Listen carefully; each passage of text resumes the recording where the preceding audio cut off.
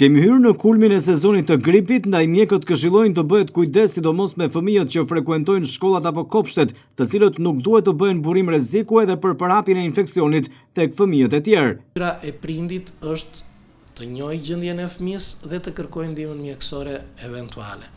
Kurse në rast se fëmia ka temperaturë dhe ka dhimbjen e fytit, në ato ditë që është me temperaturë nuk duhet të shkojë në institucion.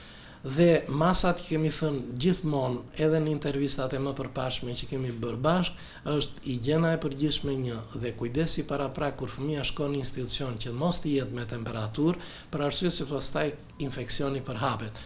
2-3 ditë ai duhet të izolohet në shtëpi dhe kalon me sukses dhe ndërkohë nuk bëhet përhapës infeksionit për të tjerët në mënyrë që pastaj të rritet numri i personave të prekur.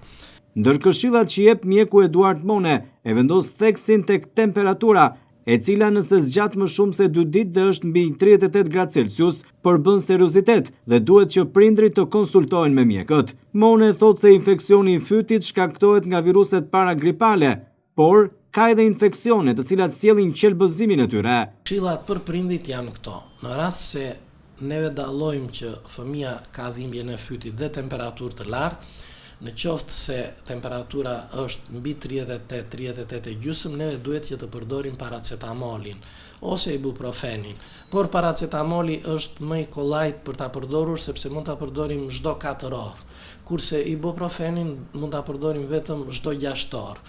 Dhe do të kemi parasysh, nëse kjo temperaturë mbi 38.5 zgjat më shumë se 2 ditë dhe dhimbja është e fortë e grykës, shoqërohet me entje të fytit ose me ato që quhen gjëndra që dalin në gryk, duhet që fëmia të shikohet nga ana e pediatrit, sepse kemi 2 entitete dhe vetë infeksioni i grykës edhe i fytit në shumicën absolute shkaktohet nga viruset paragripale, që quhen viruset e parainfluencës.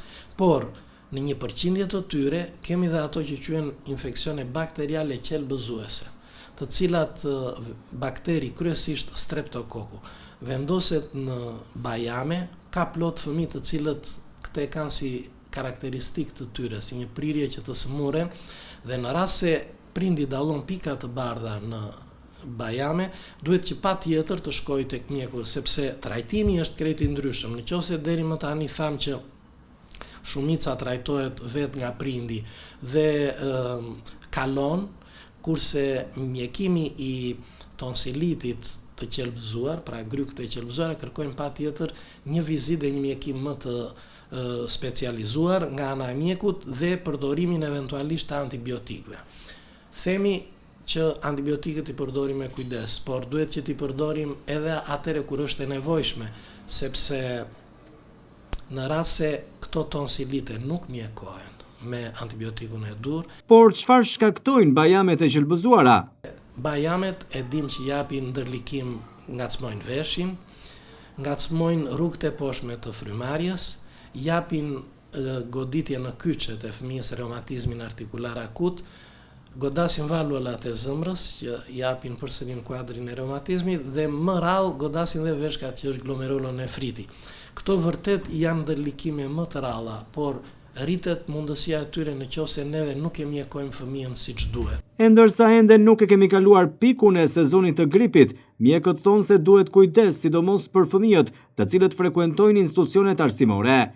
Nxënësit që shfaqin temperaturë mbi 38 nuk duhet të frekuentojnë orën e mësimit, pasi përbëjnë rrezik për përhapjen e infeksionit tek nxënësit e tjerë të klasës.